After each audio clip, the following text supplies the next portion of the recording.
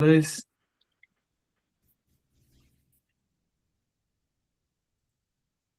bueno, gente, si les parece, ya pasaron 4 minutos. Le vamos a dar inicio a este nuevo Sinergia Tech, ¿sí? Que lo venimos impulsando acá desde el Hub de Inteligencia Artificial de Ceci. Bueno, ahí agradecemos a Ceci y a Tigma por armar este espacio, donde principalmente estas iniciativas, el principal objetivo que tienen es compartir experiencias de inteligencia artificial entre colegas, ¿no? Entre empresarios y empresas de tecnología. En esta oportunidad lo tenemos a Daniel Laco, ¿sí? Socio y director ejecutivo de K27. Así que bueno, un placer, Daniel, muchas gracias por coparte para darnos esta presentación. La modalidad que vamos a utilizar es, Daniel ahora va a contar su experiencia, y al final de que termine de contar la experiencia podemos hacer un ping-pong de preguntas y respuestas, ¿sí? Bueno, Daniel, te dejo la batuta para que nos cuentes la experiencia ahí en K27. Bueno, muchas gracias, Jonathan. Muchas gracias a todos por participar. La idea, te cambiaría un poquito, Jonathan. Nada, yo voy hablando y quieren hacer alguna pregunta de un tema puntual en ese momento, por ahí. Perfecto, sí, no digo, ¿te parece mejor así? A mí me porque parece mejor.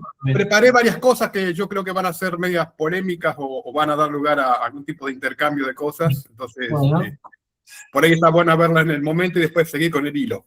perfecto. Si les parece, les voy a compartir pantalla. Compartir la pantalla completa. Preparé unas pequeñas PPTs, que ya están todos más o menos viendo. Vamos a achicar un poquito acá. Así que bueno, vamos a ver, ahí está. La idea es, un poco lo que hablamos con Jonathan en su momento y demás, es contarles nuestra experiencia de cómo hicimos para mejorar la producción de software por varias X. Vamos a ver el tema de las X, ahora si duplicamos, triplicamos o fue por 5 o lo que sea. Y preparamos como una presentación y un montón de casos. Armé muchas cosas de cosas prácticas, vamos a estar viendo muchas cosas prácticas. Por ahí, inicialmente voy a mostrar algunas PPT y ponernos de acuerdo más o menos en alguna terminología y como nivelar la conversación con algunos conceptos y demás, y después nos vamos a meter directamente ya en ejemplos concretos, ¿no? Un poco la idea que teníamos es de poder separar el presente del presente imaginario, como lo llamó un colega mío, Daniel Lemes. Hay como mucho hype, que es un término que no sé traducirlo al español, como mucha excitación con el tema, y estoy escuchando cosas de todo tipo, ¿no? Entonces, tengo clientes que viene el dueño y me dijo, sí, hablé con tal y qué sé yo, y ya sacaron las IDE y están haciendo todo con IA y están, no sé, o sea, hay un montón de cosas, de fábulas así imaginarias y demás que creo que no, en la realidad no es así. No es así por la experiencia que tenemos nosotros que venimos trabajando con esto hace bastante tiempo. Así que, nada, la agenda vamos a ver casos reales, cómo nos organizamos, cómo implementamos ya. Tengo diferentes tipos de casos, casos de relevamientos, casos de desarrollo de software, casos de diferentes ambientes, inclusive de diferentes escenarios, qué herramientas usamos. Ahí vamos a hacer una aclaración, las herramientas son libres, yo voy a explicar todo mucho en la herramienta que nosotros elegimos como compañía corporativa para poder usar en la compañía. Hay N herramientas. ¿Y qué resultados observamos y qué aprendizajes claves hicimos? Así que vamos a arrancar con lo primero, que eso me parece un poco lo que quiere cada uno. Y acá lo que voy a estar contando son como diferentes escenarios y diferentes características de cada cosa. Punto 1. La mejora de la productividad con IA. Por ejemplo, en el primer tema, que es generar código, ahí los resultados son muy dispares. Por ejemplo, si tengo que generar código, la generación de código con IA de un proyecto complejo, ahí baja muchísimo la performance de lo que es la parte de IA. O sea, no es muy buena, es muy buena la IA, pero le falta mucho todavía para poder generar código a una velocidad importante dentro de un proyecto complejo. Ejemplo, si estoy desarrollando un ERP de una vertical, por ejemplo, que tiene un nivel de complejidad muy importante, cada vez que le mando a hacer una historia de usuario, sí genera el código rápido, pero acá vamos a hacer una aclaración. Cuando medimos los tiempos es entre que la IA genera el código, puede tardar de 30 minutos, 40 minutos, 15 minutos, 1 hora, y en realidad es el tiempo que le lleva al desarrollador completar la historia de usuario, porque una vez que la IA generó el código, el desarrollador tiene que hacer toda la revisión de que lo que generó sea correcto. Entonces, el tiempo que estamos tomando ahí no es el tiempo computacional de la generación de código, sino desde que empezó, le di la historia de usuario a la IA hasta que la terminé y la publiqué un PR, por ejemplo, un pull request. Así que la experiencia que tenemos es, si es un proyecto complejo, muy complejo, sí la productividad se duplica. Si son proyectos no de tanto nivel de complejidad o proyectos que tengo que empezar a hacer nuevos, ahí sí la productividad se va por 3, por 5, por 8, porque ahí la velocidad es impresionante. Ejemplo, teníamos que hacer un proyecto de un cliente que escuchara mensajes de WhatsApp, tipo como un bot, y se conectara con un helpdesk para que los clientes puedan crear tickets de soporte y puedan consultar tickets de soporte, etcétera, etcétera, mediante WhatsApp. Bueno, eso es una aplicación que nace desde cero y demás, y en ese caso sí, prompteando la aplicación, por ejemplo, prompteando, disculpen, la IA, en la herramienta que uno usa, sí la generación de código es muy rápido, en ese caso. Pero le van a faltar algunas cosas que ya la vamos a ver en otro momento. Otro caso de soporte, sí, ahí la velocidad es por 5, más o menos. O sea, el nivel de velocidad de resolución de temas de soporte con la IA es tremendo la velocidad, el cambio de velocidad que hay para poder resolver las cosas. Tiene que ver mucho también con esto que tiene abajo acá, que es la detección de bugs. En el caso de soporte yo separo porque depende de los escenarios, depende de lo que tengan las empresas y demás, pero por ejemplo, si tuviéramos un escenario de un equipo de soporte que da soporte a aplicaciones legacy, que están hechas en 2 o 3 capas con SQL y Net o Visual Basic, por ejemplo, por poner una tecnología, y necesitan hacer, y tienen mucha lógica metida en la base de datos, no en componentes. Bueno, ahí, por ejemplo, la velocidad de soporte se ha aumentado notablemente porque tienen que escribir muchos scripts de SQL, etcétera, etcétera, depende de los tipos de requerimientos de soporte, pero ahí se disparó notablemente. Otros casos, voy tirando casos así. Análisis de código. Sí, el análisis de código que hace la IA es impresionante.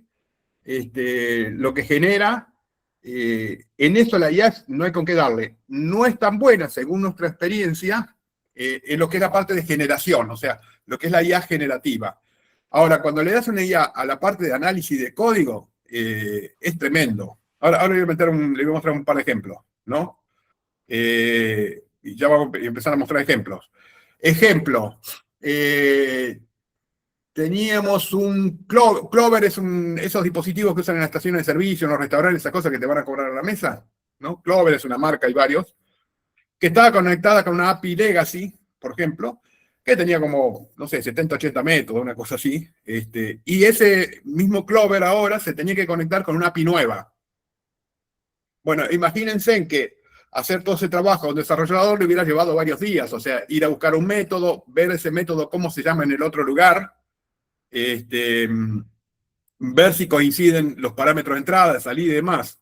Y por ejemplo, vamos a meter ya un poquito de ejemplo ya. A ver.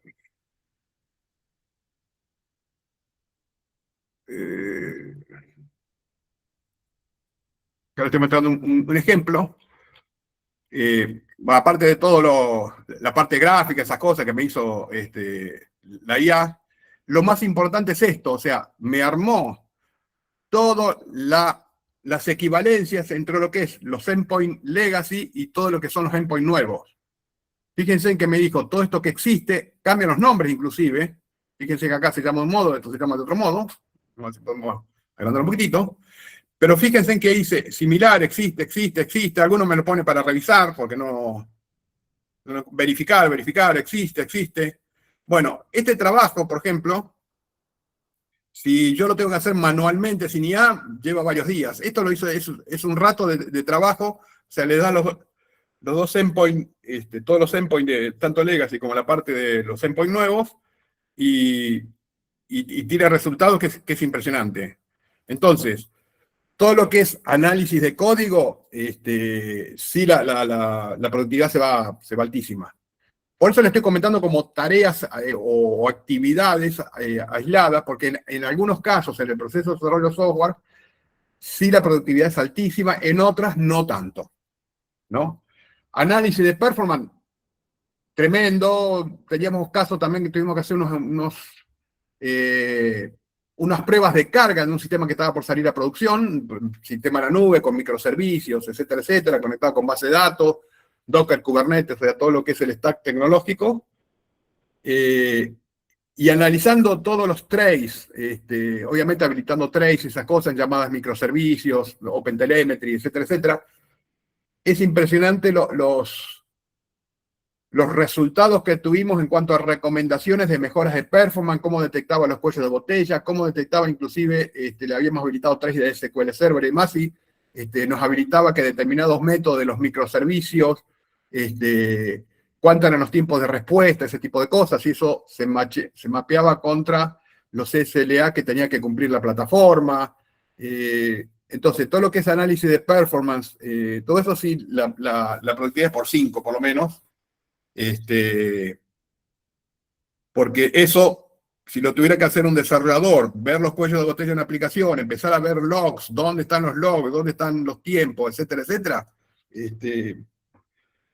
sí, le diría por 5 o por 10. O sea, todos los que hemos trabajado en estos tipos sabemos todo el tiempo que lleva eso. Y bueno. Otra, las escrituras de la historia de usuario. Ahí también, acá soy más cauto, puse por 2 o por 3. Tengo casos de que cuadruplicaron o quintuplicaron. Tengo el caso de un analista, muy buen analista, que pasó de escribir 5 historias de usuario por día a 15, por ejemplo. Apoyada con la IA. O sea, antes de IA escribía más o menos 5 historias de usuario. Esto es de un proyecto que están haciendo una migración de una plataforma legacy, una plataforma con Oracle más Forms, a pasar a otra arquitectura más moderna, con arquitectura clean, etcétera, etcétera. Y ese analista trabajando con los forms generados no binarios, generados con formato texto y manejando los packages de Oracle, etcétera, etcétera, terminan generando historias de usuario de forma muy rápida. E incrementó la productividad notablemente. Ahí les voy a mostrar algunos casos también cuando nos metamos en estos temas. Detección de bugs. Bueno, el tema de la detección de bugs con IA es tremenda la velocidad que tiene y la mejora que hemos logrado en productividad en lo que es la detección del bug. Después, obviamente, queda el tiempo de corregir el bug, que eso va a depender mucho del tipo de bug que sea y demás, pero todo lo que es la parte de detección de bugs es importante. Inclusive, ahora después les vamos a mostrar un poquito el ejemplo, tenemos armado un agente, que es un revisor de PRs, que detecta bugs futuros. Nos ha detectado en más de una oportunidad bugs futuros.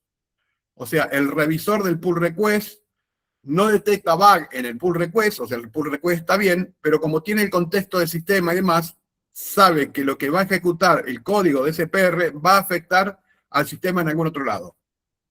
Con lo cual nos dice, mira, si va este PR, va a grabar tal cosa en tal tabla, tal detalle y demás, va a afectar en tal otra historia de usuario que tiene definido esto y demás, demás. Eso me resultó así como choqueante, ¿no? Y lo hizo en más de una oportunidad, no solo una vez, sino que lo hace regularmente. Si hay alguna duda, algo así, me avisan, vayan preguntando. Bien. A ver, yo llevo 40 años más o menos en la industria del software, así que me he pasado por varias etapas y olas de tecnología y demás. Y acá lo que estamos en una nueva ola, más disruptiva de la que hemos pasado, pasada de client server, aplicaciones Windows, basadas en eventos, SOA, microservicios, hemos pasado un montón de olas, de arquitecturas y demás. Y ahora estamos pasando una ola que creo que es muy disruptiva y va a cambiar, y está cambiando, o ha cambiado, depende del grado de maduración de cada empresa, radicalmente el proceso de desarrollo software. Ya no va más lo que llamamos bytecoding, eso no existe más, no es sostenible eso en el tiempo, no genera código escalable, mantenible, con alta disponibilidad, etcétera, etcétera. Todo lo que es el bytecoding está muy lindo para hacer alguna POC, eso sí es muy rápido. Si yo tengo que hacer una POC y todas esas cosas, sí es tremendamente rápida esas cosas, pero para hacer aplicaciones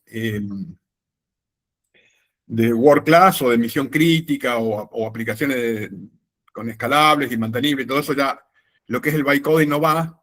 Lo que se está poniendo como de moda, digo de moda porque vieron que en informática se ponen de moda cosas y después se terminan acomodando las aguas, pero en algún momento se empiezan a poner de moda y la gente se empieza a enloquecer con eso y se empieza a excitar con eso y después se termina como acomodando las aguas en algún momento. Pero sí ahora toda la arquitectura y todo eso está basado en lo que es el manejo de agentes para el desarrollo del software. Manejo de agentes con un montón de características que voy a comentar ahora rápidamente, antes de empezar a mostrar los ejemplos, pero no va más el bytecoding, eso murió hace rato. ¿No? Está muy lindo para hacer POC y demás, no para hacer aplicaciones. Así que yo estoy un poco adhiriendo a esta declaración acá que se llama Agent First, o sea, agente first. Si hoy yo tuviera que desarrollar un sistema nuevo, lo primero que me pongo a construir antes de escribir una sola línea de código, me pongo a construir el entorno de IA. Antes de escribir una sola línea de código. ¿Qué es el entorno de IA? Por lo menos escribir los agentes que voy a necesitar para desarrollar ese software. Y después me empezaré a crear o a escribir líneas de código que tampoco las escribiría porque las escribiría con un agente. Y sí verificaría y demás. Pero esto es algo disruptivo. Cualquier sistema ya que tengo que pensar hoy en día, ya arranco primero por un agente. O primero por el entorno de IA. Puede ser necesariamente que no tenga un agente, lo vamos a ver eso, pero sí arrancaría directamente por IA. ¿Qué son los agentes? La agente no es magia, es un archivo Markdown que se le define a los modelos de IA y que terminan usando los modelos de IA. No solo los modelos de IA, sino también están muy relacionados con las herramientas que usamos para usar IA. Por ejemplo, si estoy usando Visual Studio Code con Copilot, si estoy usando Cursor, Windsurf o Perplexity, o no Perplexity, no, Antigravity, o lo que sea,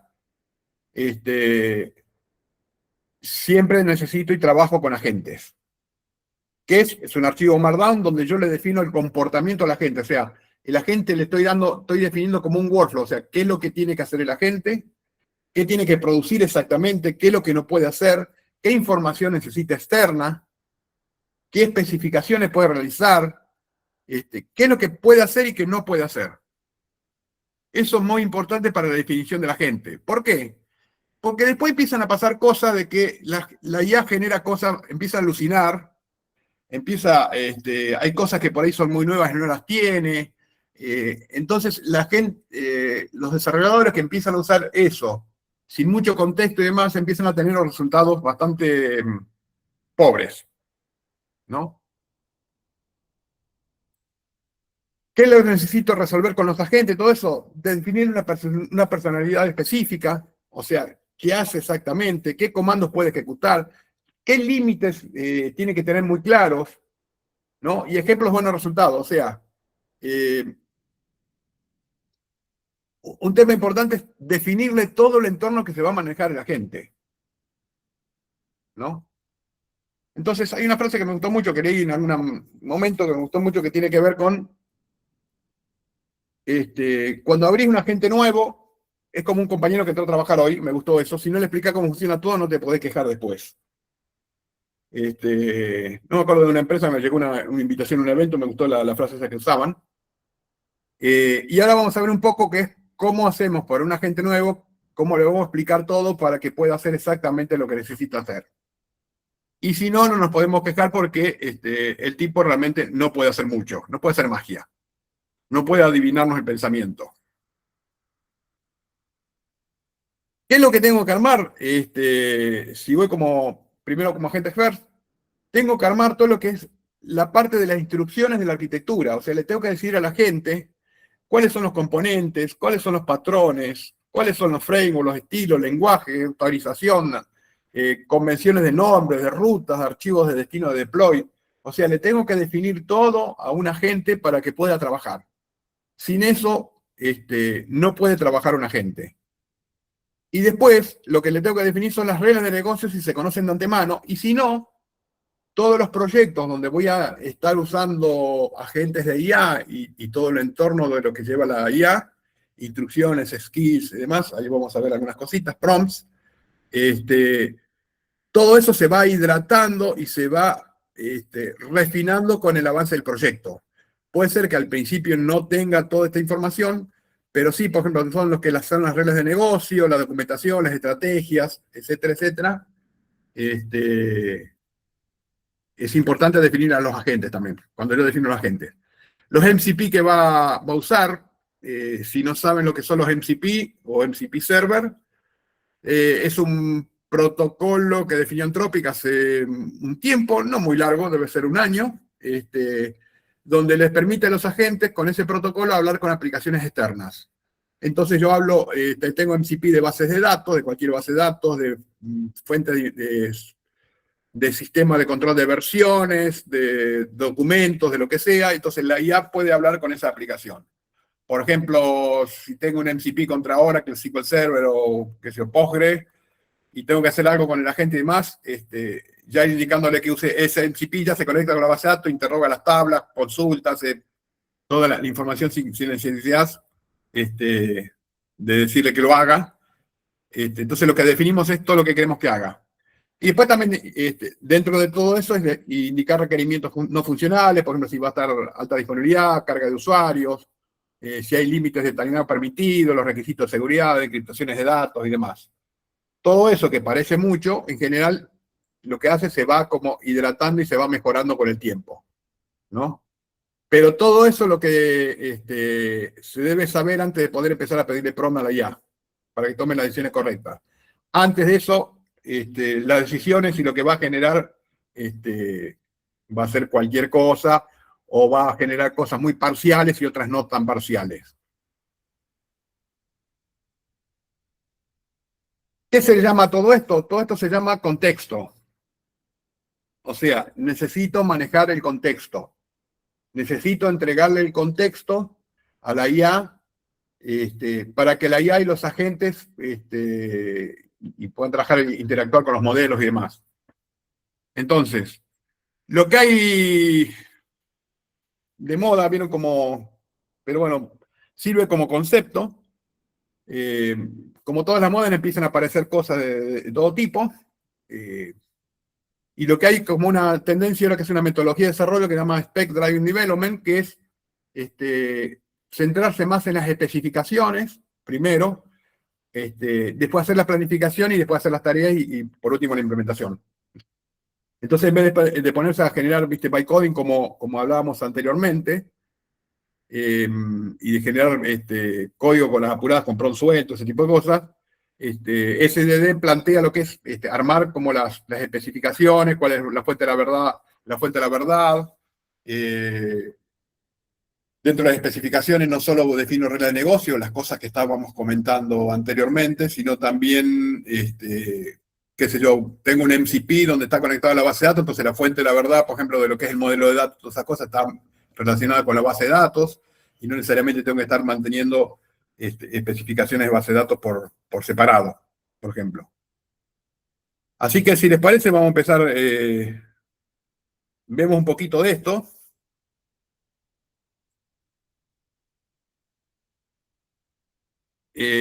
Acá me armé como varios proyectitos, y vamos a empezar a hablar viendo cada uno. Este, por ejemplo, es de un sistema, ¿no? Donde, primera calidad, bueno, estoy usando Visual Studio Code con Copilot. Esto mismo que estoy mostrando anda con Cloud o con Cursor o cualquier herramienta que usen. Ahora está de moda mucho también Cloud. Cloud hay veces que anda bien, hay veces que no anda tan bien. Hay días que Cloud no anda también. Yo creo que es un tema tema de carga de los centros de cómputo que tienen. Y hay algunos comentarios que como están sacando un modelo nuevo que se llama Mythos, le están sacando como poder computacional a los modelos de cloud actuales para darle más poder a Mythos. Pero bueno, son comentarios no comprobados. Bueno, entonces vamos a ver todo lo que es la parte en Copilot Visual Studio Code. Un tema interesante, fíjense en esta aplicación, esta es una aplicación real que está corriendo, fíjense en la cantidad de agentes que ya tengo, por ejemplo, ya definidos para esta aplicación. Tengo agentes desde generación de código. Este es un agente especializado que genera código con un patrón que se llama CQRS, por ejemplo. Y tengo otros como agentes especializados en tareas específicas. Acá tengo uno, por ejemplo, que es el review del backend, o sea, el agente que hace la revisión del backend. Entonces yo digo, bueno, si voy al agente, vamos al agente y lo que estoy haciendo es, le estoy dando las restricciones absolutas que usa, nunca uses tal cosa, nunca tal otra, dato al proyecto, los mappings de servicios que tiene el revisor de PR, qué puertos están puestos por servicios, archivo de API Gateway, etcétera, etcétera. O sea, filtro repositorio. Fíjense en toda la definición de lo que tengo con el agente. Tengo el workflow de revisión, o sea, qué es lo que tiene que hacer. Primero obtener la metadata del PR. Este agente que les estoy mostrando también se conecta con un MCP que está conectado contra Azure DevOps. Entonces, cuando yo le digo, por ejemplo, revisar tal PR, le paso el nombre del PR, ya se conecta directamente con el Azure DevOps, obtiene el PR y interactúa directamente con el PR y escribe los resultados directamente en el PR. ¿No? Entonces, nada, obtener metadata, los cambios, filtrar archivos, hace todo, analizar las diferencias y demás, y termina poniendo comentarios, esas cosas, bueno, hace tema crítico, chequen y validación, si, qué sé yo, el multitenant si tiene que ser crítico, etcétera, etcétera. Ya el PR hace chequeos de seguridad como OWASP top 10, entonces ya el PR me está haciendo ya un chequeo de seguridad antes de publicar el PR. Y este es el caso que les comentaba que este agente nos terminaba detectando bugs futuros.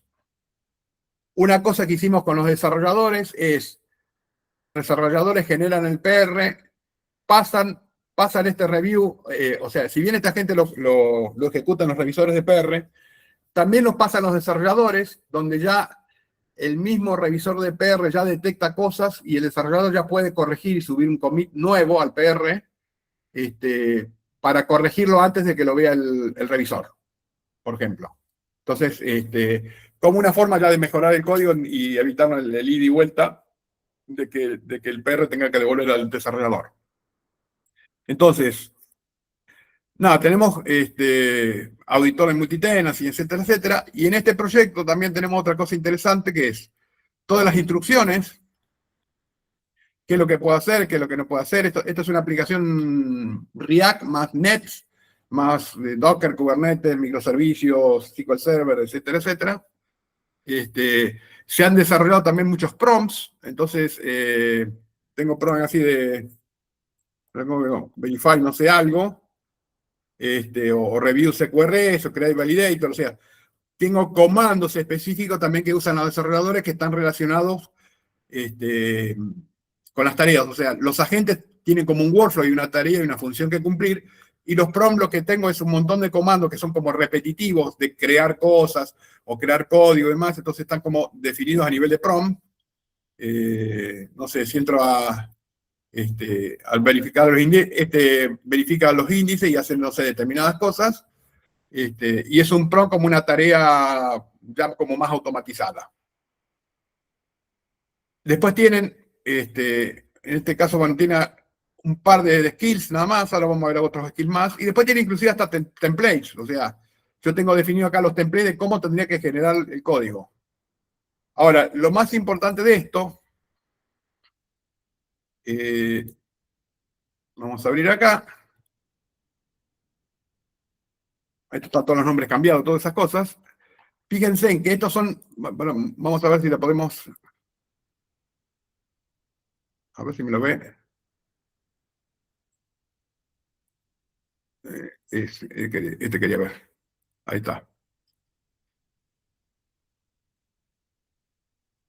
Ahí está. Estas son todas las instrucciones que tiene el proyecto, para que tengan una idea, el stack tecnológico, los MCP server que tiene disponibles, cuándo usar cada agente, cambiar módulo agente, etcétera, etcétera.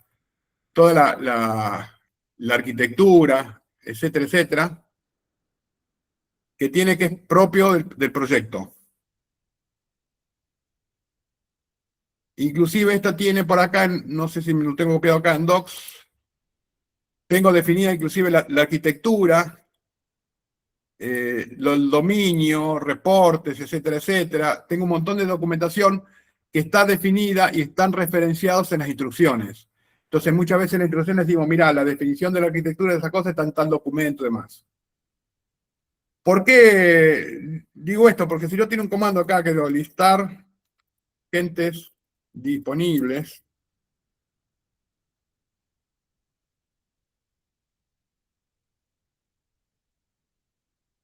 no sé que empiece a trabajar, pero en realidad no me interesa esto, me interesa ver esto, que es, el tipo está haciendo cosas de más, pero lo que me interesa es esto. Lo primero que hace, eso depende mucho de obviamente de las IDE que estemos usando, de las herramientas que estamos usando, IDE o CLI o CLI, o los CLI que estemos usando. Fíjense, lo primero que hace Copilot es levantar los agentes, las instrucciones, los comandos, los skills, los hooks, etcétera, etcétera. Siempre lo que hace, primero hace esto. Entonces, ¿qué es lo importante? Todo eso hace al contexto. Entonces, cuando yo pido, que yo, créame la historia de usuario tal, y estoy conectado con Jira, estoy conectado con Azure DevOps, le digo, bueno, créame la historia de usuario 12.324. El tipo se conecta, lee toda la especificación de la historia de usuario, genera el código, pero toda la generación del código lo hace también porque ya tienen definidas las instrucciones, los skills, etcétera, etcétera. Entonces puedo tener un comando muy pequeño acá, pero de atrás tengo mucha información y todo el contexto propio de la aplicación. Bien, este es un caso. Por eso es importante ese. Si vamos a otro caso, vamos a ver este caso, otro caso más. También, en este caso, fíjense, este es otro escenario diferente, gente que trabaja en el mundo Oracle, con Form y demás, y están armados un montón de agentes propios ya para el mundo Oracle. Entonces tiene los PL Designer, desarrollador de package, etcétera, etcétera. Y acá un tema diferente del otro proyecto. El proyecto que les mostré ahora no tengo la última versión, así que debe haber cambiado un poco, bastante. Pero fíjense que en este caso tengo, por ejemplo, definidos ya instrucciones, ¿no? Tema de seguridad, de excepciones, cómo manejar las excepciones, esa cosa. Tengo instrucciones definidos que terminan usando los agentes. Cada vez que voy a ejecutar un agente, y cuando ejecuto un agente, siempre levanta ese tipo de cosas. Entonces, en este caso tengo instrucciones definidas y también tengo skills. En este caso tengo definidos varios skills que terminan usando, por ejemplo, revisor de package, etcétera, etcétera, propio que son, qué es lo que tiene que hacer un paquete. Vamos a ver.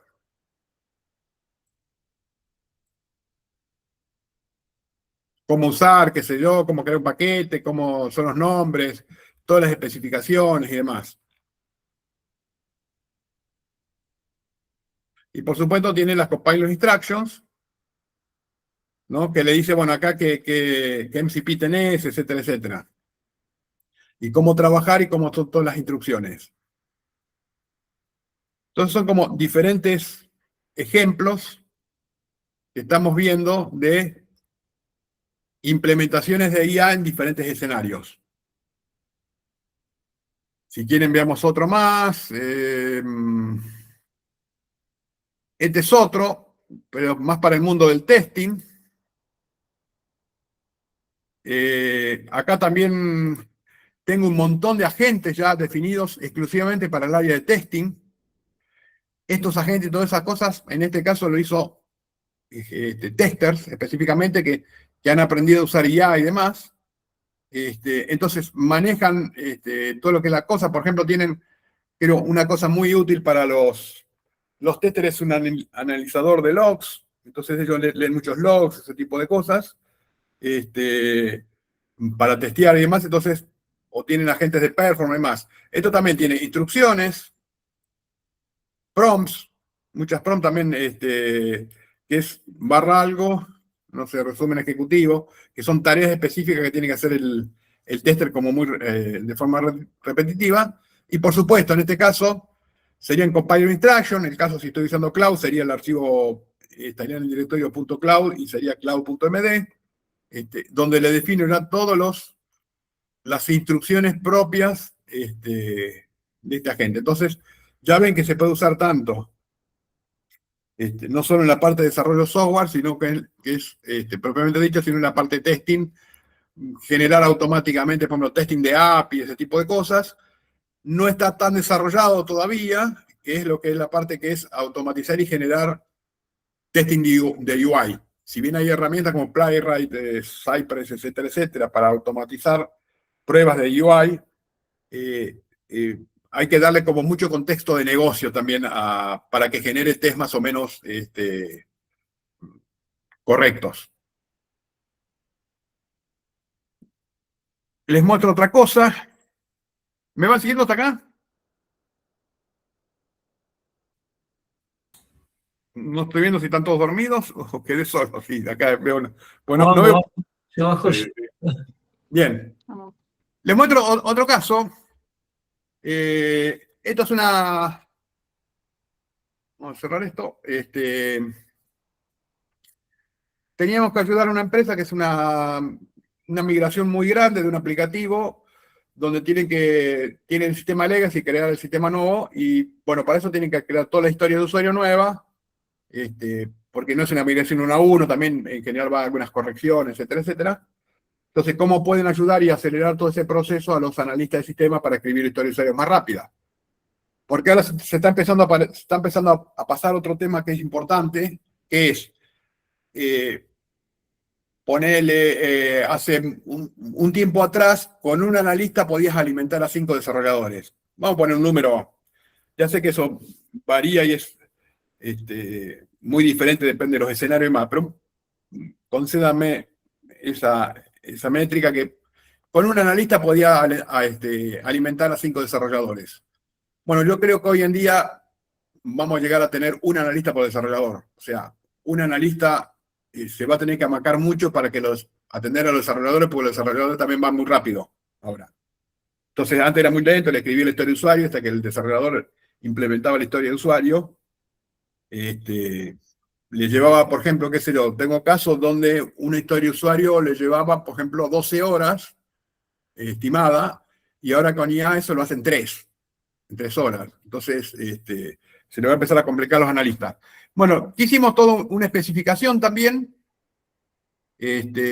Acá tenemos los agentes, que es un experto de dominio, un revisor de historia y un escritor de historia de usuario. O sea, se crearon los agentes correspondientes, se crearon las instrucciones, cómo son las instrucciones con la terminología de la historia de usuario. Y una cosa interesante es, por ejemplo, esto es una transcripción de una reunión real, ¿no? De una transcripción real. Y yo le puedo decir acá, créame la historia de usuario de tal tema. Entonces, ya la misma historia de usuario me termina generando, no sé, fíjense que ya me generó gestión de carga de stock y salida por móvil. No sé, me generó toda la historia de usuario, me generó los flujos, me generó los criterios de aceptación, las restricciones, inclusive me puede generar, acá no lo tengo, no sé si tengo alguna acá, me puede generar inclusive, que usamos muchísimo, que es los gráficos en formato Mermaid. Eso también forma parte de todo ese tipo de cosas, eso depende de los visores, si lo muestran o no lo muestran. Pero acá hicimos todo el trabajo también de poder ayudar a los analistas de sistemas mediante la automatización de eso para que puedan escribir historias de usuario más más rápidas. Y después, no, esto no.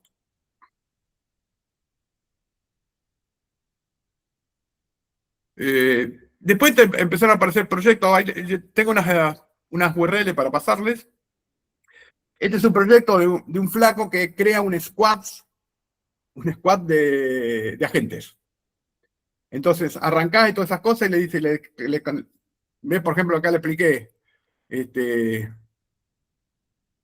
crear un equipo para desarrollar una solución conectada con WhatsApp, que el cliente que pueda consultar o crear tickets de soporte, el mismo caso que le comentaba anteriormente, ¿no? El mismo agente, tengo un solo agente que es de squad acá, el mismo agente voy a verificar si existe un equipo, qué sé yo, se fija en GitHub o en Git, lo que sea, y me terminó generando los agentes, acá tengo Hicks, Hudson, Ripley, tengo nombre en inglés, ¿no? Y el tipo dice, por ejemplo, Ralph, Backlog y Work Monitor, o sea, tiene como especializaciones, o Bishop, que es un Backend and Integration Specialist, o sea, una especialización, un especialista para ese tipo de cosas, por ejemplo. Entonces, podría trabajar y esta misma ya definición ya va sabiendo, manejando qué agente maneja o no maneja y demás. Esto entra a jugar en unos temas más técnicos que no les tiro los títulos y demás, pero no son para otras charlas. Muchas veces una buena práctica de trabajar con esto es el tema de manejar subagentes dentro de un proceso. No manejar todo con un agente, sino subagentes. ¿Por qué? Porque el sistema va manejando el contexto, todo este contexto se va llenando, se va completando, depende de los modelos que estamos usando acá. Hay algunos tienen, acá tengo Gemini y todo eso, algunos tienen más o menos contexto para trabajar, entonces eso pasa que si yo tengo una gran conversación y demás y lo manejo en un solo lugar, después de un tiempo, como el contexto se empezó a llenar, se empezó a olvidar de las primeras cosas y empieza a responder cualquier cosa a la IA. Entonces una buena estrategia, por ejemplo, el desarrollo de agentes y demás es manejar muchas tareas con subagentes, que es un poco el esquema que está manejando en este caso acá. Bien. Esto es un poco lo que se llama hoy en día SDD, o como le quieran llamar, van a seguir apareciendo nombres, pero básicamente este es como el trabajo el flujo de chat de los editores, o sea, tengo la entrada del input, tengo el input del contexto, aplico las reglas o la MCP server, los modelos y termino teniendo alguna salida. Un tema, ya en 2 minutos termino, así pasamos las preguntas. Un tema importantísimo, todo eso que nosotros siempre trabajamos en modo planificación antes de implementar. Siempre ponemos los agentes, etcétera, etcétera, no a escribir directamente, sino decirle, mostrame primero qué vas a hacer, y ahí me peleo con el agente y lo redirijo, etcétera, etcétera, corrijo si es necesario y demás, y después le digo, bueno, implementa. Inclusive lo que hacemos a veces es, un poco por la decisión nuestra de tomar, compilo esas cosas porque me permite trabajar con diferentes agentes al mismo tiempo. Puedo hacer con Opus, por ejemplo, hacer lo que es más caro el agente, todo lo que es la parte de planificación con Opus y después implementarlo con GPT-5.4, por ejemplo. Depende del tipo de tarea que sea y demás. Entonces, pero siempre planificar antes de implementar. Y ojo, conozco casos del otro día, un experto en base de datos que es amigo mío, Maxi, y tenía en caso una empresa que le metieron IA y les borró la tabla de movimientos. Imagínense en el caos de la empresa, y eso porque no, se ve que tenía un drop table, tal cosa, en el medio de las instrucciones, nadie controló, y bueno, así le fue. Bien, tenemos desafíos nuevos, muchos desafíos nuevos, hay roles nuevos, van a aparecer muchas cosas.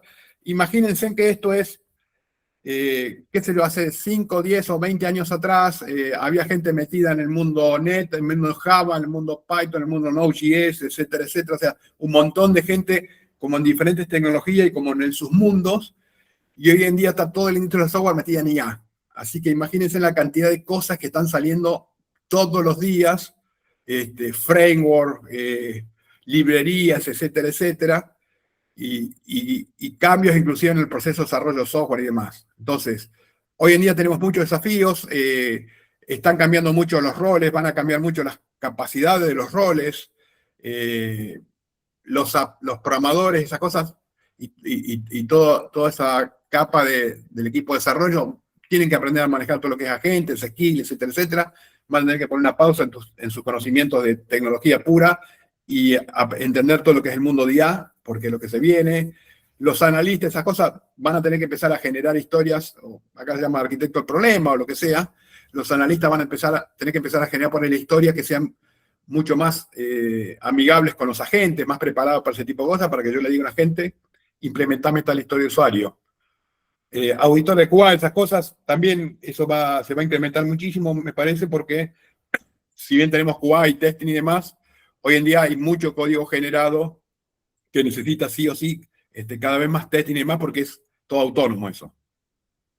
Acá si quieren sacar un print screen, les dejé varios links. De todas maneras, si me escriben al mail, les mando la PPT, si a alguno le interesa.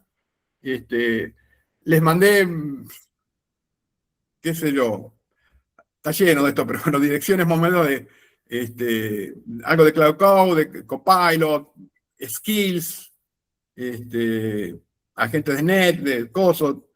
Hay un montón de squads, o sea, hay un montón de ejemplos y demás. Se los paso, hay mucho más, pero les paso como para que tengan de referencia y si quieren usarlo como para empezar a hacer sus propias experiencias con el tema. Conclusión, estimados, estamos en un cambio radical del proceso de desarrollo de software. Esto nunca nos había pasado. Sí nos ha pasado que hemos ido incorporando tecnologías nuevas, arquitecturas nuevas y demás. No nos había pasado que es un cambio radical en el proceso de desarrollo de software. Esto está cambiando todo el tiempo. De hecho, nosotros venimos dando charlas habitualmente y una PPT de hace 3, 4, 5, 6 meses atrás ya no me sirve, la tengo que cambiar por la velocidad que tienen los cambios y lo que se va presentando. Pero bueno, la empresa que no se ha subido a la IA, súbanse porque van a quedar atrás. Es un proceso no largo, pero es un proceso que hay que aprender, hay que capacitar a los desarrolladores, hay que armar agentes, skill, armar cosas propias del proyecto. Insisto mucho en el acompañamiento de los desarrolladores, de los analistas y demás. Hay que hacer todo un proceso de acompañamiento y de capacitación para que lo empiecen a usar, de cómo lo tienen que usar y demás. Si no, no van a tener resultados. Bien. Preguntas.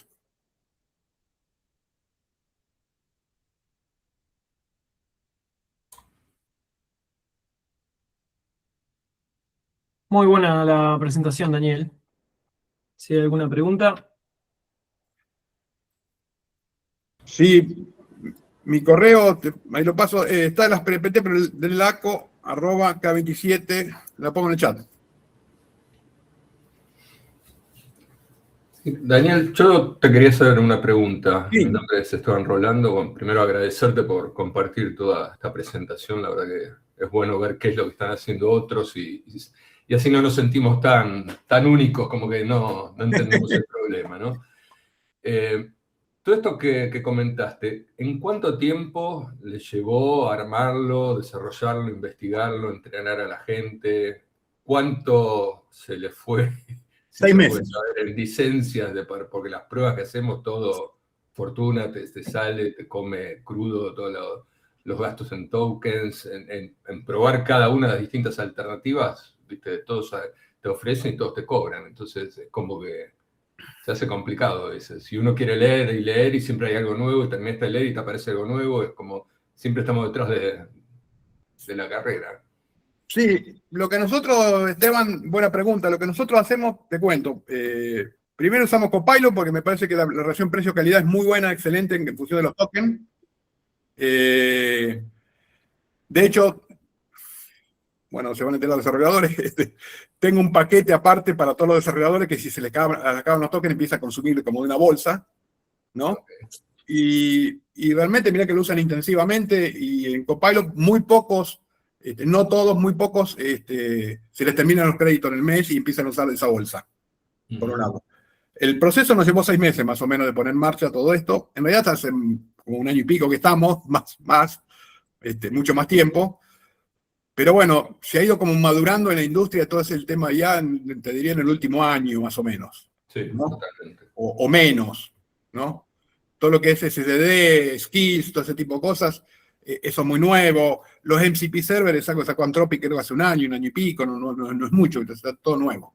Pero en unos 6 meses más o menos pones en marcha lo que más cuesta es la gente. O sea, y si son maduros, cuesta un poco más todavía. Sí, creo que de ambos lados. Si son maduros cuesta y si no Sí. son nuevos también les gusta más el bytecoding que te termina generando problemas y es lo que queremos evitar también, ¿no? Claro. Candela, sí, los analistas también están usando Copilot. De hecho, los analistas, por ejemplo, creas una historia de usuario y le podés tirar a Copilot, bueno, decime las incongruencias que tiene la historia de usuario y te va a generar un montón de preguntas y de cosas que no están en la historia de usuario que le sirve al analista para refinar su historia de usuario. En el caso de la empresa nuestra, estamos el 100% de la empresa usando ya, ¿no? Como somos una empresa de desarrollo, el 90% usamos Copilot y, bueno, la parte de administración de esas cosas, traten de no usan el Copilot de Microsoft, que no es muy bueno, pero usan otra cosa. Sí, Tamara. Yo tengo una duda con esto de que el desarrollo empezó a perder peso, si no podemos llegar a volver a un escenario como existía hace como 20 años atrás, de que había como un rol de analista desarrollador en una única persona y no ya como 2 roles separados, incluso teniendo en cuenta que va a haber agentes para análisis y agentes, y que, bueno, que hay agentes para análisis y que hay agentes para desarrollo. A veces pienso si no vamos hacia ese lugar. Nosotros estamos como redefiniendo los roles y bueno, ese es un norte que estamos explorando, pero bueno, a veces no estoy tan segura. Sí, qué buena. Esto para hablar para. Jonathan, si no tenemos que tener un rato más, no hay problema, yo no tengo problema horario. Digo porque Nosotros con el Meet no tenemos drama, así que... Bueno, quedamos un ratito más. Tamara, ese es un temón. Primero los desarrolladores necesitan seguir estudiando desarrollo. Hay muchas respuestas que no te las resuelve la IA. El otro día teníamos que conectarnos con 2 APIs, con tokens diferentes y cosas, y el arquitecto dijo, esto se resuelve con API Gateway de tal manera que la IA esa cosa no la resuelve. Al día de hoy. Por eso lo que digo hoy acá en las conversaciones es para hoy. Dentro de 3 meses te lo demiento, dentro de 6 meses, no sé. Entonces, y por otro lado, ya es un tema más de personalidad por experiencia, Tamara, que es el analista en general tira más para el cliente, o sea, tira más para satisfacer al cliente, y el programador en general empieza a tirar líneas de código en la cabeza cuando está haciendo análisis. Entonces le empieza a responder al cliente en función de si se le ocurrió la rutina o no en el momento que está haciendo el relevamiento. Son como 2 roles diferentes. Yo creo que van a seguir existiendo, que el analista va a seguir siendo analista y el programador, por ahora.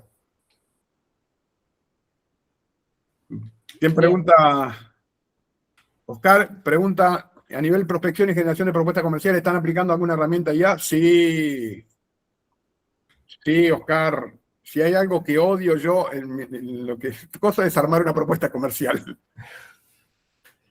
Bueno, si tenés relevamiento del cliente, algún input, esas cosas, se lo tirás a una IA y te arma la propuesta comercial, que es una maravilla. Se me caen las lágrimas, porque si hay algo que odio en mi trabajo, a veces armar, pues lleva mucho trabajo armar una propuesta, ¿no? Sí, tremendo, no la tenés refinada por ahí, pero te hace el 80% de trabajo, por lo menos. Gente, tienen que hacer clic en la cabeza. Tengo que hacer tal cosa, y la pregunta sería, ¿cómo hago esto con IA? Esa es la pregunta. No tengo que hacer tal cosa, no. ¿Cómo hago esto con IA?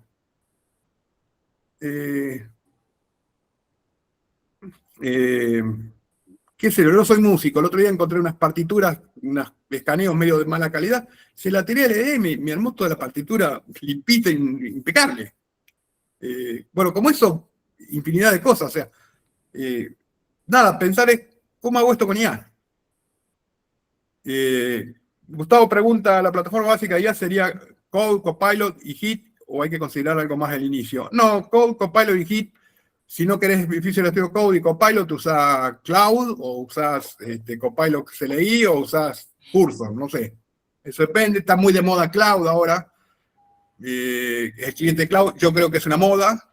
Le va a terminar pasando en algún momento, pero las cosas se ponen de moda. Como cuando salió Cursor, todo el mundo con Cursor, después salió Windsurf, todo el mundo pasó a Windsurf, y bueno, ahí vamos.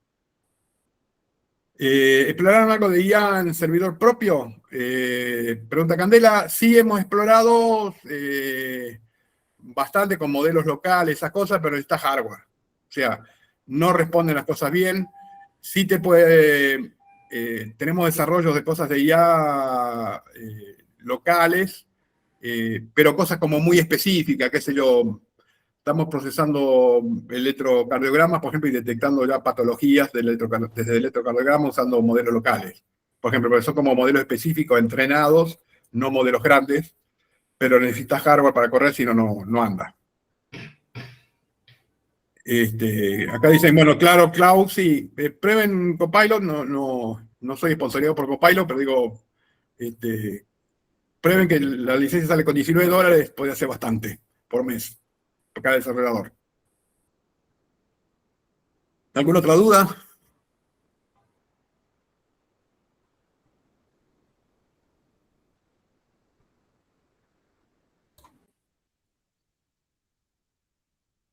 Bueno, si no hay más preguntas o consultas. Ahí Matías Ponce levantó la mano. Pero, sí, Daniel, gracias antes de nada, también me sumo al agradecimiento súper claro. Tema, entiendo que depende mucho a veces de la envergadura del proyecto de los clientes, ¿no? Pero ¿tuviste en algún momento un tema con lo que es datos, ¿no? Porque uno le da mucha info, tal vez no sensible, ¿no? Pero sí del workflow, de cómo se maneja, mismo como vos decís, ¿no? Grabaciones de meeting. ¿Te ha pasado que alguien te haya puesto un condicionamiento de eso? No nos ocurrió, pero entiendo, te di un ejemplo muy chiquito, si después me respondés que me interesa tu feedback, pero hoy, por ejemplo, en una reunión, le preguntaron a uno de nuestros desarrolladores si había algún agreement con el tema o problema de derecho con el código que estaba generando Claude para lo que estábamos resolviendo. Claro. Y si bien la respuesta rápida es no, fue interesante la pregunta para lo que venga también, ¿no? ¿Qué estamos entregando? Sí, ya por ejemplo con GitHub y ese tipo de cosas tenés agreement que no van a usar tus datos para entrenar los modelos, por ejemplo. Que no te aparezca una rutina tuya que tengas súper exclusiva, no sé qué, que te aparezca viste, ahí publicada la IA. Esos son agreements, pero es el mismo agreement que tenés con Amazon o con Microsoft y tenés tus cosas en Azure o en AWS y también tenés agreement. Entonces, en muchos casos, por ejemplo, tengo empresas que tienen acuerdos con Azure, entonces el uso de modelos y todo eso dentro de Azure es más fácil porque ya la empresa tiene un acuerdo con Microsoft, ¿no? Y sí tengo algún cliente que rezonga para decir, bueno, mando mis datos afuera, mis cosas afuera. Pero bueno, eso depende un poco de lo que uses y el agreement que tengas. Perfecto.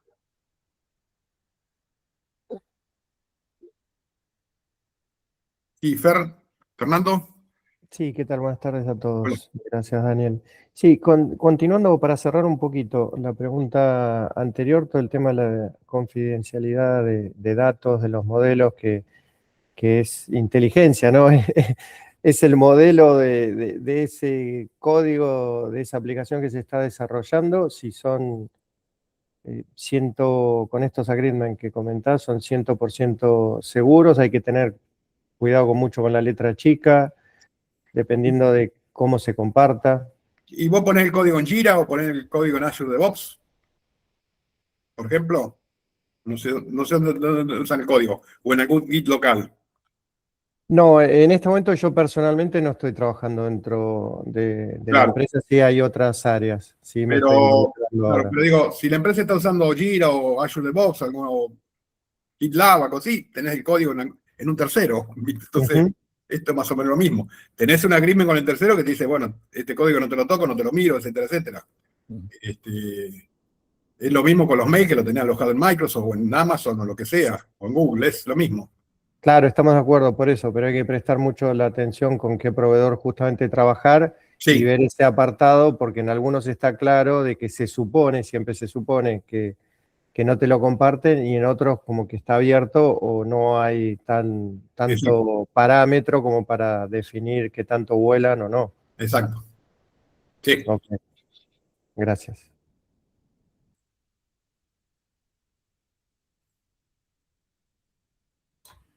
Bueno, gente, ¿alguna consultita más? Si no, Bueno, por mi lado, muchas gracias. vamos cerrando. Bueno, Daniel, querido, muchísimas gracias. Muy buena la presentación. Gracias a todos los que se sumaron. Vamos a estar compartiendo después la grabación ahí en el grupo del Hub. Y bueno, ahí Daniel le dejó los datos de contacto por cualquier cosita. Bueno, gracias a todos. Nos vemos en el próximo Sinergia. Bueno, gracias, gente. Gracias. Muchas gracias. Gracias. Gracias. Muchas gracias. Hasta luego.